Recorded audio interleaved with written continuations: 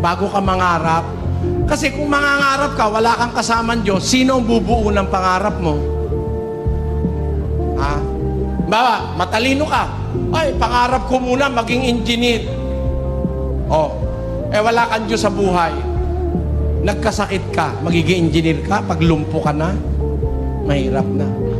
Mas mabuting may Diyos ka muna bago ka mangarap. Dahil may kasama ka ng Diyos na bubuo ng iyong pangarap.